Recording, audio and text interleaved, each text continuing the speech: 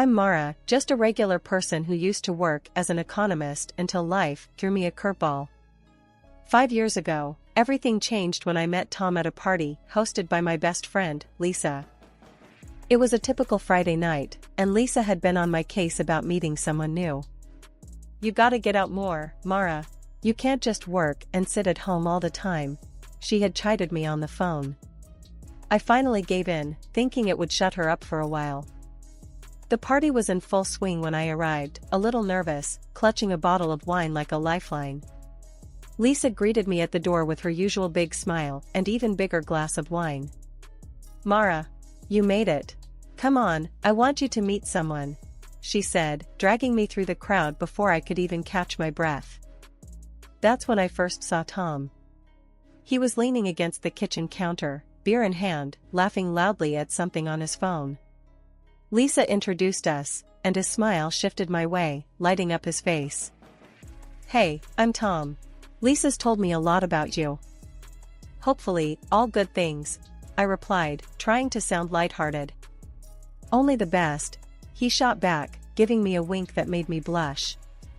We got to talking, and I was surprised at how easy it was to chat with him. He worked in logistics for a transport company and seemed to know a lot about a lot of things. He was confident, maybe too confident, but it was kind of refreshing.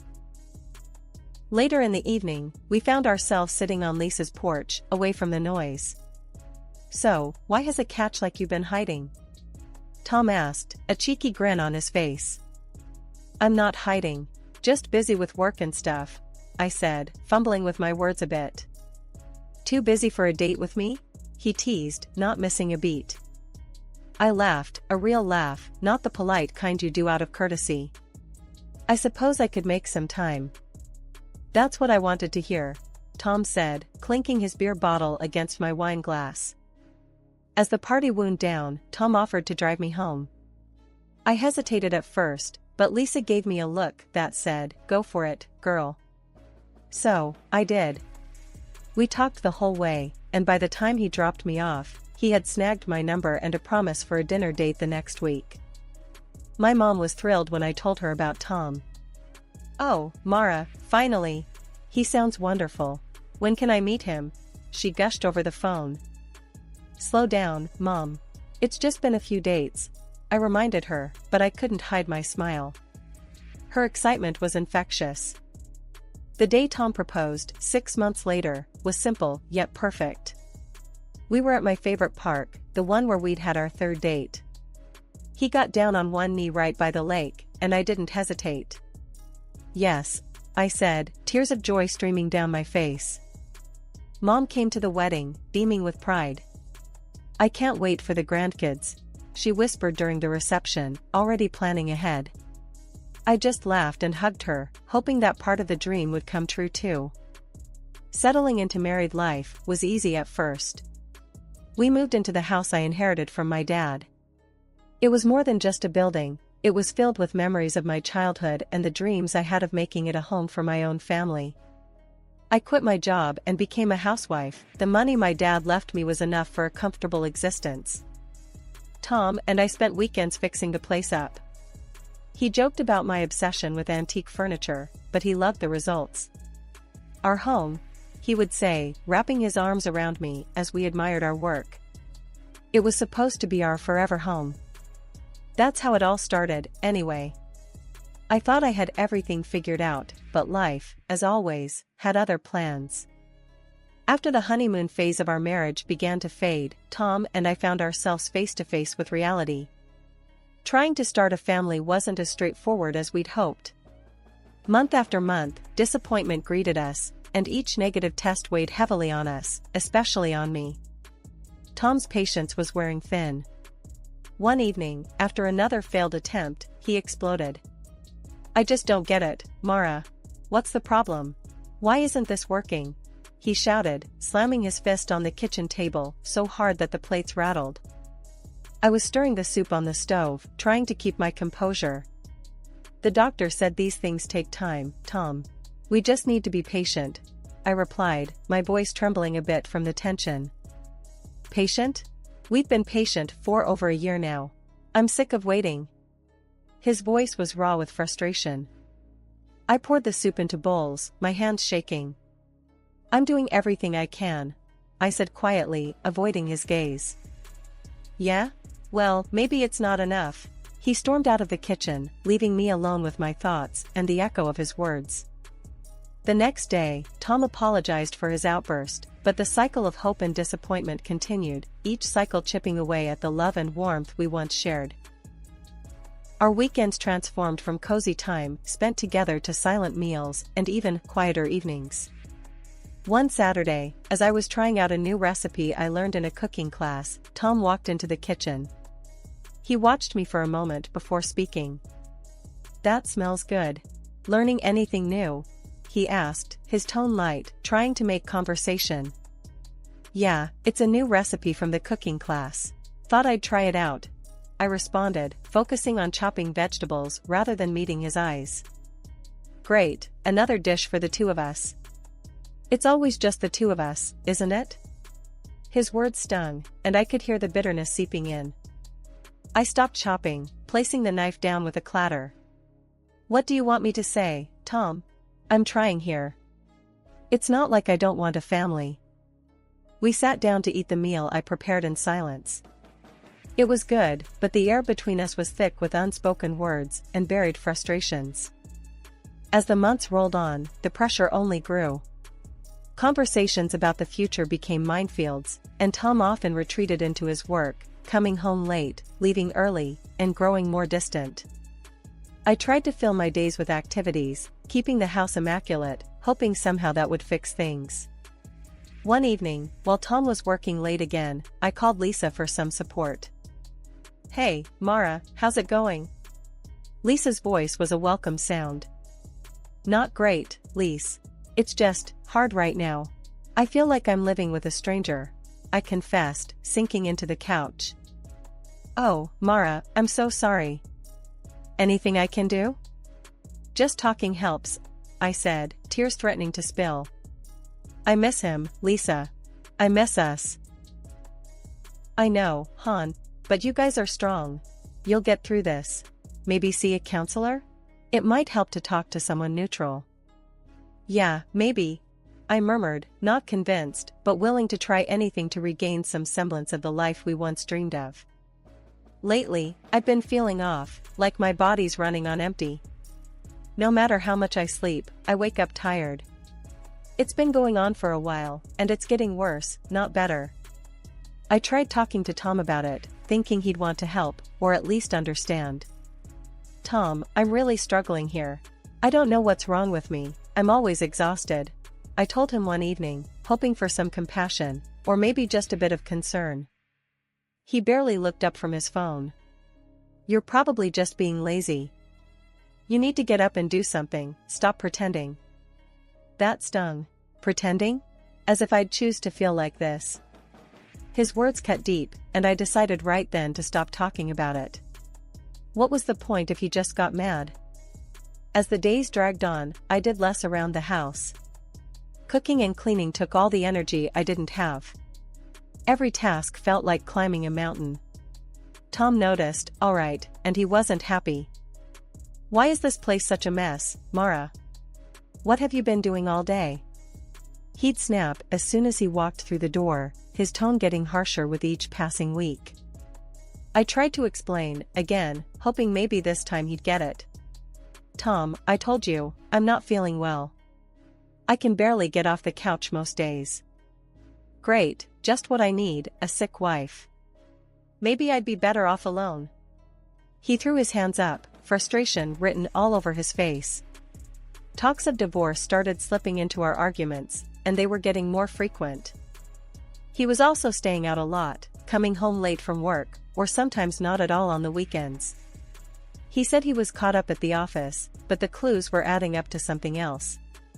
There was the smell of unfamiliar perfume when he came home, the secretive texts I'd catch glimpses of when he thought I wasn't looking. It was like he wasn't even trying to hide it anymore. I should have confronted him, maybe thrown a fit, or dug deeper into those late-night texts. But I was too worn out, too beaten down.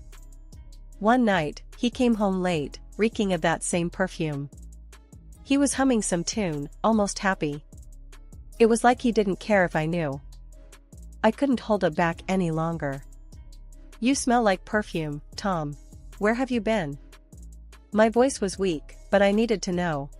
He froze, then shrugged, brushing it off like it was nothing. "Oh, that? It's probably just from someone at the office. We had a late meeting." "A meeting, right. You expect me to believe that?" I was too tired to yell, too tired to fight, but I let the suspicion hang in the air between us. "What do you want me to say, Mara?" "You're always too tired, too sick. Maybe think about that before you start accusing me of things." His dismissive tone was like a slap in the face. One quiet afternoon, when Tom was supposedly at another one of his endless work meetings, I mustered up the energy to tidy up a bit. It was one of my better days, though better lately just meant I could get out of bed without feeling like I might pass out. I decided to start with Tom's stuff, thinking maybe I'd clear out some old clothes for donation. That's when I stumbled upon something I never expected. Hidden in the back of his drawer, under a pile of seldom-worn dress shirts, was a small bottle. Curious, I picked it up and examined it.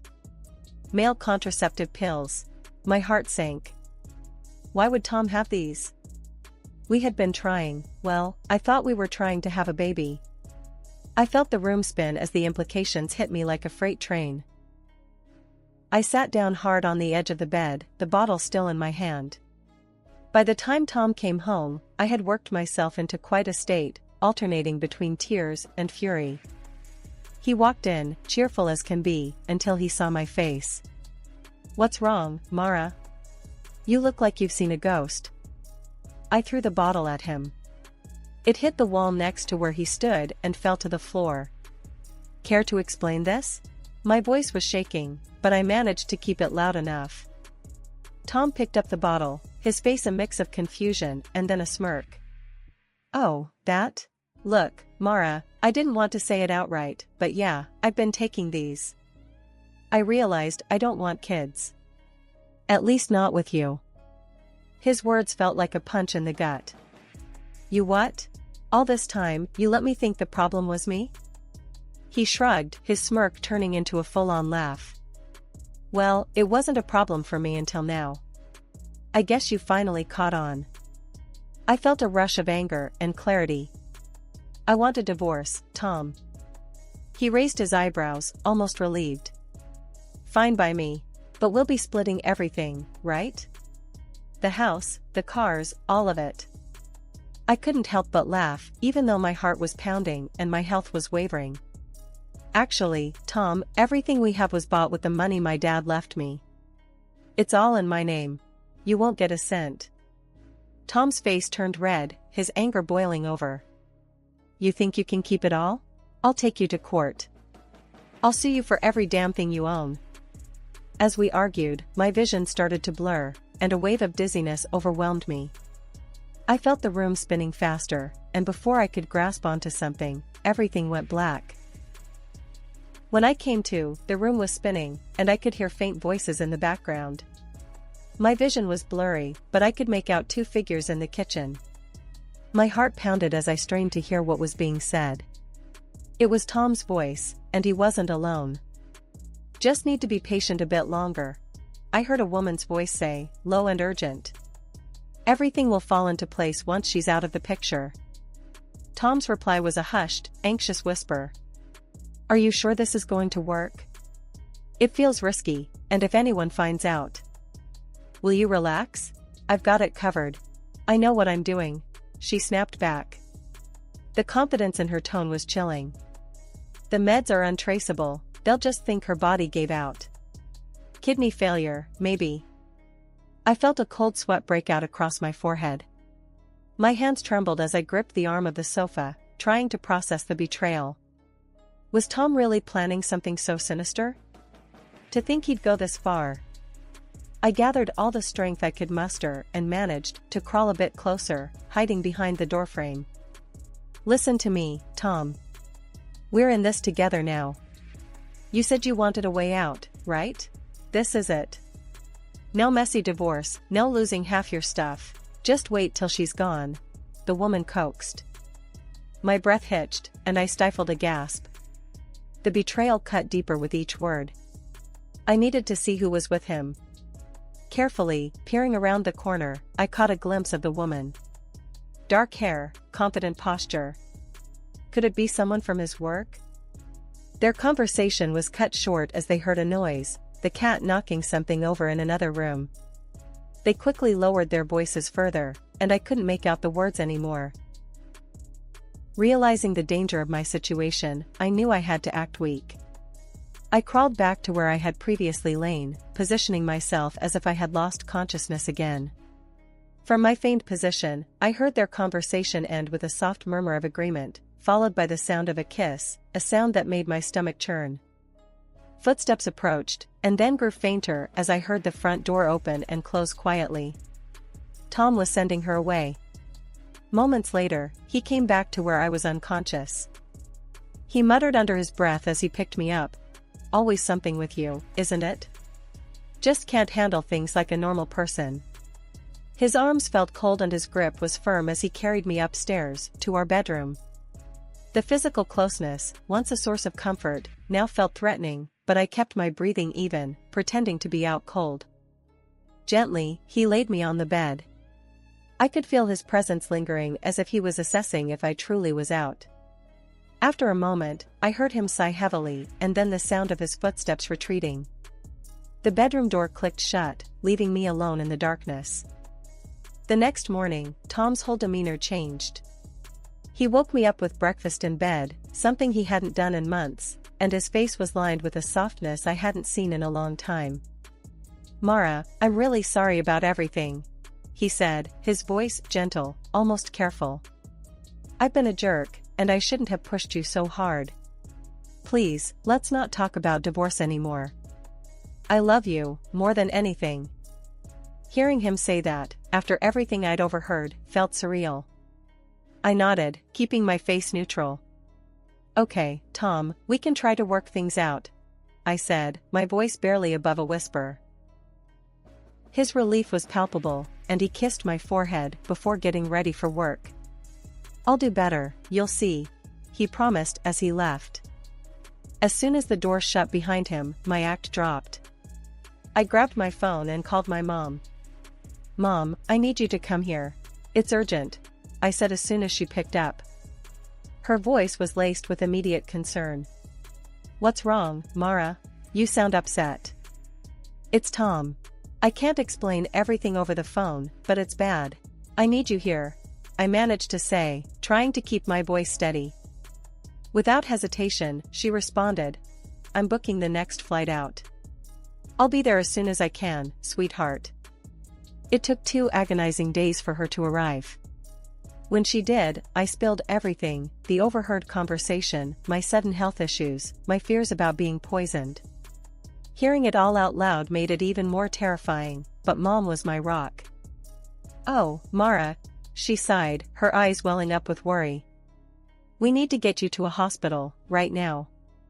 At the hospital, I relayed my symptoms and suspicions to the doctor, who listened intently and immediately ordered a series of tests.